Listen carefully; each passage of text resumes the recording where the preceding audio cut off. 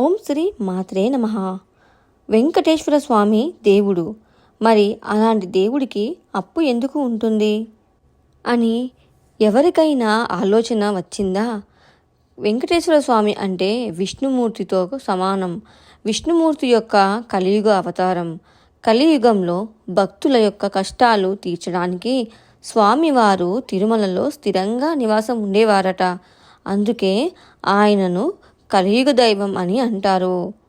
ఎవరికైనా ఎలాంటి కష్టం వచ్చినా, ఎంతటి బాధ అయినా సరే ఆ వెంకటేశ్వర స్వామి మన తోడు ఉంటూ మన కష్టాలు అన్నీ తీరుస్తూ ఉంటాడు. అలాంటిది తిరుమలలో స్థిరంగా తను నివసించేవారట. భక్తుల కష్టాలు తెలుసుకునేవారట. అలాగే పురాణాల ప్రకారం వెంకటేశ్వర స్వామి పద్మావతి దేవిని వివాహం చేసుకోవడానికి దేవతల ధనాధికారి అయిన కుబేరుడి దగ్గర రుణం తీసుకున్నాడు. కుబేరుని స్వామి దగ్గర సాక్షాత్తు ఆ వెంకటేశ్వర స్వామి రుణం తీసుకున్నాడు, అంటే అప్పు తీసుకున్నారు. కోట్లాది మందికి, కోట్లాది ప్రజలకు, అలాగే ఎన్నో వేల కోట్లకు అధికారి అయిన శ్రీ వెంకటేశ్వర స్వామి అసలు ఎందుకు అప్పు చేశాడు? ఎందుకు రుణం తీసుకున్నారు? స్వామి దేవుడు అయినా కూడా ఎందుకు రుణం తీసుకున్నారు? మనుషులకు ఒక గొప్ప ధర్మం నేర్పించడానికి. జీవితంలో అవసరం వస్తే అప్పు తీసుకోవచ్చు, కానీ దాన్ని తీర్చడం కూడా ధర్మమే అని అంటారు. పురాణాల్లో ఇది చెప్పబడింది. మనం ఎవరి దగ్గరైనా అప్పు తీసుకోవచ్చు, కానీ అదే సమయానికి మనం వారి దగ్గర తీర్చడానికి కూడా మన ధర్మం. అలాగే సరైన సమయంలో వారికి అప్పు ఇవ్వాలి, అది మన ధర్మం. ప్రతి ఒక్కరు కూడా ఈ విషయం గుర్తుపెట్టుకోవాలి. మనం మంచితనం, మన ధర్మమే మనల్ని కాపాడుతుంది.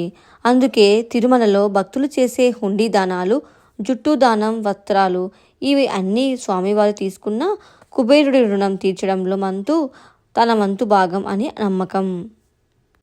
వెంకటేశ్వర స్వామి కుబేర స్వామికి తన వంతుగా భాగంగా రుణం తీరుస్తూనే ఉంటాడు అని పురాణాలు చెబుతున్నాయి. అందుకే వెంకటేశ్వర స్వామికి భక్తుల కష్టాలు, బాధలు ఇవన్నీ కూడా తెలుసు. అందుకే ప్రజలకు ఎప్పుడు అండగా ఉండి సమస్యలు తీరుస్తూ ఉంటాడు. ఆ వెంకటేశ్వర స్వామికి ప్రజలంటే దేవుడికి చాలా ఇష్టం. వెంకటేశ్వర స్వామి కేవలం దేవుడు కాదు, భక్తుల బాధలను స్వీకరించే ఆ కలియుగ దైవం. మనకు కలియుగ దైవంలా దేవుడు ఎప్పుడు వెంట ఉంటూ ఉంటాడు. శ్రీ వెంకటేశ్వర స్వామికి మనం గోవిందా గోవిందా అని మనసారా పలుకుతే చాలు, ఆయన మన సమస్యలన్నీ అర్థం చేసుకుంటాడు.